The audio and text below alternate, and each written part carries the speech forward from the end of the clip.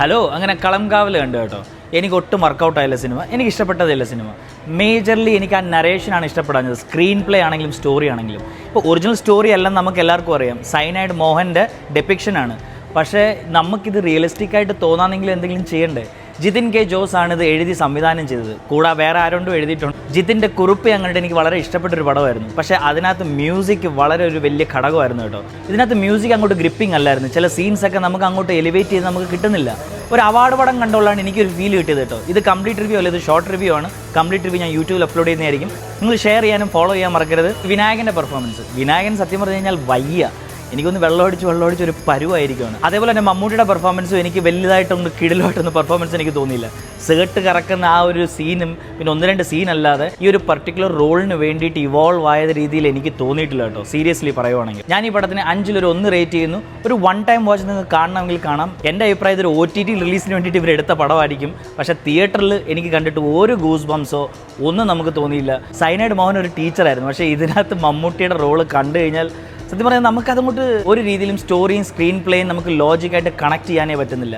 ഇവരുടെ ഇമാജിനേഷനും കൊണ്ട് ഇവർ ഫിക്ഷസ് ആയിട്ട് ഏതാണ്ട് ചെയ്യാൻ നോക്കിയിട്ടുണ്ട്, but it didn't work out. എനിക്ക് ഒട്ടും വർക്കൗട്ട് ആയില്ല. നമുക്ക് ടെക്നിക്കൽ ഡിഫിക്കൽട്ടീസും പിന്നെ ഓഡിയൻസിന് ഇഷ്ടപ്പെടുന്ന രീതിയിൽ കുറച്ച് കമേഴ്ഷ്യലൈസേഷൻ ചെയ്യുന്നത് നല്ലൊരു കാര്യമാണ്. പക്ഷെ നമ്മൾ ഈ മലയാളികൾക്ക് ലോജിക് എന്ന് പറഞ്ഞൊരു സംഭവം, നമ്മൾ ലോജിക്കിൽ നമ്മൾ ആലോചിക്കുമ്പോഴത്തേക്ക് ഇദ്ദേഹത്തെ പിടിക്കുന്നതും പിന്നെ ഇദ്ദേഹം വന്നുപോയി പെടുന്നതും പിന്നെ ഇദ്ദേഹത്തിൻ്റെ ക്യാരക്ടർ, ഇദ്ദേഹത്തിൻ്റെ പ്രൊഫഷൻ ഈ പടത്തിനകത്ത് കാണിച്ചേക്കുന്നതൊക്കെ കണ്ടു കഴിഞ്ഞ് കഴിഞ്ഞാൽ ഇതിനകത്ത് മമ്മൂട്ടിയുടെ പ്രൊഫഷൻ കാണിക്കുമ്പോഴേ നമുക്ക് പടം പോയാൽ നമുക്ക് മനസ്സിലാവും. സത്യം പറയുവാണെങ്കിൽ ഈ പടം നല്ല രീതിയിൽ ചെയ്യാമായിരുന്നു, കുറച്ചും കൂടെ സ്റ്റോറിയിലും പിന്നെ അതേപോലെ തന്നെ മ്യൂസിക്.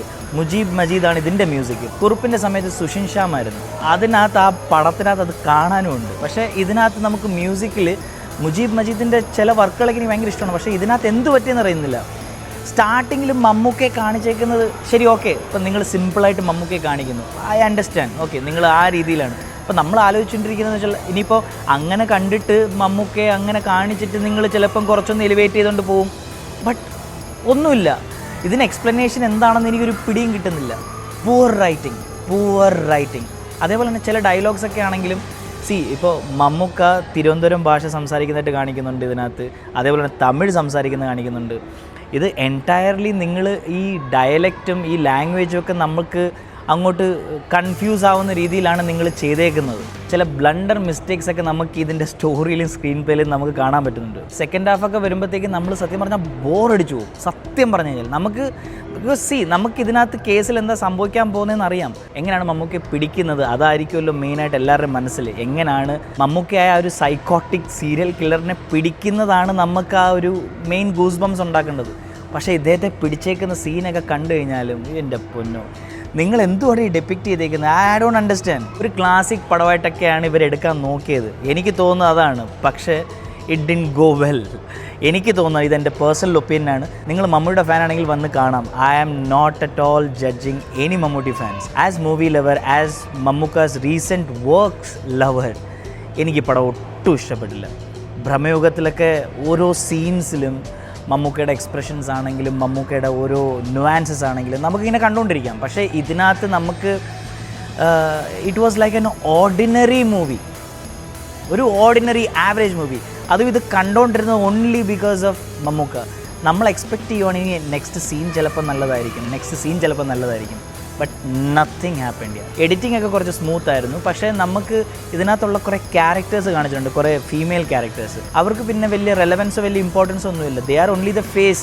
ആ ഒരു സിറ്റുവേഷൻസിൽ ഉണ്ടാകുന്ന ഓരോ ഫേസുകളാണ്. ചില ഭാഗങ്ങൾ നമുക്ക് തോന്നും മമ്മൂക്കയെ മാത്രം പ്രൊജക്റ്റ് ചെയ്തുള്ള സീൻസ് കാണിക്കുന്ന സമയത്ത്, അതേ സമയത്ത് പാരലലി ഇൻവെസ്റ്റിഗേഷൻസും ചില സമയത്ത് ഇവർ മിസ് ചെയ്തു പോവുകയാണ് ആ സീൻസ് കാണിക്കുന്നത്. പിന്നെ കുറച്ച് ഇത് കാണിച്ച് കഴിഞ്ഞിട്ടാണ് പിന്നെ ഇൻവെസ്റ്റിഗേഷൻ കാണിക്കുന്നത്. നമുക്കതങ്ങോട്ട് ആ ഒരു ത്രില്ലിംഗ് എലമെൻറ്റോ നമുക്ക് ആ ഒരു സസ്പീഷ്യസ് എലമെൻറ്റോ അല്ലെങ്കിൽ ആ ഒരു സർപ്രൈസിങ് എലമെൻറ്റോ ഒന്നുമില്ല. അപ്പോൾ ഇതേപോലെ റിവ്യൂ ആയിട്ട് ഞാൻ വരുന്നതായിരിക്കും. Take care, by. മുംബൈ ക മല്ലു ഫ്രം ബഹ്റൈൻ.